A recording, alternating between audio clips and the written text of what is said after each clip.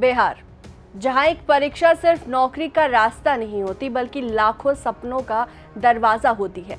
हर साल लाखों युवा अपनी किस्मत बदलने के लिए कड़ी मेहनत करते हैं, दिन रात एक करते हैं और फिर उम्मीद के साथ परीक्षा हॉल में बैठते हैं। लेकिन क्या हो जब उसी परीक्षा की पवित्रता पर सवाल उठ जाए? क्या हो जब मेहनत से ज्यादा सेटिंग काम करने लगे? और क्या हो जब एक पूरी व्यवस्था माफियाओं के कब्जे में नजर आने लगे? यही सवाल इस वक्त बिहार में गूंज रहा है। नमस्कार, आप देख रहे हैं YBN बिहार झारखंड और मैं हूं आपके साथ सुहानी मलिक। BPSC यानी कि बिहार लोक सेवा आयोग एक ऐसी संस्था जिस पर युवाओं का भरोसा टिका होता है, लेकिन अब उसी संस्था से जुड़ी AEDO परीक्षा एक बड़े विवाद के घेरे में है।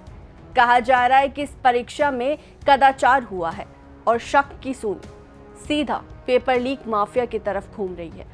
और फिर एंट्री होती है आर्थिक अपराध इकाई की। EOU एक ऐसा नाम जब किसी केस में उतरता है तो सिर्फ सतह पर नहीं रुकता बल्कि गहराई तक जाता है। इस बार भी वही हो रहा है। जांच शुरू हो चुकी है। एक खास टीम बनाई गई, SIT, जो हर पहलू को खंगालेगी, हर लिंक को जोड़ेगी और हर उस चेहरे को बेनकाब करेगी जो इस पूरे खेल में शामिल है। नेतृत्व SP राजेश कुमार के हाथ में है और सवाल यह है कि क्या यह जांच सिर्फ औपचारिक होगी या फिर इस बार सच में पूरा सिस्टम हिलेगा? सूत्रों की माने तो जांच का दायरा बहुत बड़ा है, सिर्फ छात्रों या सेंटर तक नहीं बल्कि उन एजेंसियों तक जो परीक्षा संचालन में शामिल थी। कहा जा रहा है कि एक एजेंसी पहले से ही संदेह के घेरे में है। इतना ही नहीं, उनके काली सूची में होने की भी बात सामने आ रही है। अब सोचिए, अगर वही एजेंसी फिर से परीक्षा में शामिल हो तो सवाल उठना लाजमी है, क्या ये सिर्फ लापरवाही है या फिर इसके पीछे कोई बड़ा खेल छुपा है? EOU अब इस एजेंसी का पूरा ब्यौरा जुटा रही है। हर कागज, हर अनुबंध, हर भूमिका अब जांच के दायरे में है। लेकिन कहानी यही खत्म नहीं होती। एक और चौंकाने वाला पहलू सामने आता है, बायोमेट्रिक टीम। इस सिस्टम को पारदर्शिता और सुरक्षा के लिए लाया गया। अब उसी में भी गड़बड़ी की आशंका जताई जा रही है। कुछ लोग जो बायोमेट्रिक प्रक्रिया से जुड़े हैं अब शक के घेरे में है, यानी कि जिस सिस्टम को भरोसे का आधार माना गया वही अब सवालों के घेरे में है। ये मामला अब सिर्फ पेपर लीक तक सीमित नहीं रहा, ये अब सिस्टम की साख का सवाल बन गया है। 14 अप्रैल मुंगेर, 17 अप्रैल नालंदा, 2 अलग अलग जगहों पर दर्जन केस और फिर EMU ने अपने हाथों में ली पूरी जांच। ये दिखाता है कि मामला कितना गंभीर है, क्योंकि जब एक से ज्यादा जगहों से शिकायत आती है तो इसका मतलब होता है कि खेल बड़ा है और जड़ें गहरी है। अब सवाल उठता है कि क्या ये सिर्फ कुछ लोगों का काम है या फिर एक पूरा नेटवर्क जो सालों से एक्टिव है? बिहार में पेपर लीक कोई नई बात नहीं। हर बार कुछ नाम सामने आते हैं, कुछ गिरफ्तारियां होती है और फिर मामला धीरे धीरे ठंडा पड़ जाता है। लेकिन इस बार माहौल अलग है। इस बार सरकार पर भी दबाव है और जनता की नजर भी है, क्योंकि ये सिर्फ एक परीक्षा का मामला नहीं, ये लाखों युवाओं के भविष्य का सवाल है।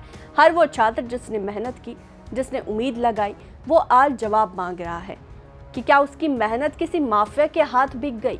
क्या इसका सपना किसी सेटिंग का शिकार हो गया? और सबसे बड़ा सवाल, क्या इस बार सच में कुछ बदलेगा? EOU की टीम अब हर एंगल से जांच कर रही है। परीक्षा की पूरी प्रक्रिया, कौन शामिल था, किसकी क्या भूमिका थी, हर चीज को खंगाला जा रहा है।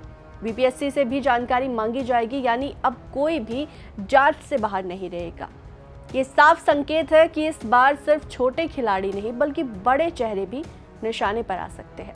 अब यही इस पूरे मामले को एक बड़ा राजनीतिक ड्रामा बना देता है, क्योंकि जब सिस्टम के अंदर घुसकर जांच होती है तो कई परतें खुलती है और हर परत एक नई कहानी बताती है। बिहार की सियासत में ये मामला अब सिर्फ प्रशासनिक नहीं रहा, ये एक बड़ा मुद्दा बन चुका है। विपक्ष सवाल उठा रहा है, सरकार जवाब देने की तैयारी में है और बीच में खड़ा है युवा वर्ग जो सिर्फ एक चीज चाहता है, न्याय। लेकिन क्या न्याय इतना आसान होगा?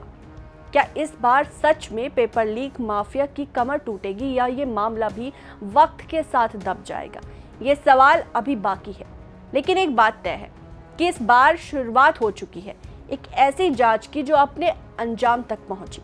तो बिहार की परीक्षा सिस्टम को हमेशा के लिए बदल सकती है, क्योंकि जब माफिया पर सीधे वार होता है सिर्फ अपराधी नहीं बल्कि पूरी व्यवस्था हिल जाती है। और शायद यही वो पल है जब बिहार अपने युवाओं को ये भरोसा दिला सकता है कि उनकी मेहनत अब किसी के हाथों नहीं बिकेगी, कि उनका सपना अब सुरक्षित है, कि सिस्टम अब उनके साथ है। लेकिन इसके लिए इस लड़ाई को अंत तक लड़ना होगा, क्योंकि पेपर लीक सिर्फ एक अपराध नहीं, ये भरोसे की हत्या है। जब भरोसा टूटता है तो उसे जोड़ने में सालों लग जाता है। अब देखना यह है कि बिहार इस बार कितनी मजबूती से खड़ा होता है। क्या ये कार्रवाई एक मिसाल बनेगी या फिर एक और अधूरी कहानी? फिलहाल हर नज़र इसी जांच पर टिकी है, हर दिल एक उम्मीद के लिए बैठा है और हर आवाज़ यही कह रही है कि अब बहुत हो चुका, अब बदलाव ज़रूरी है।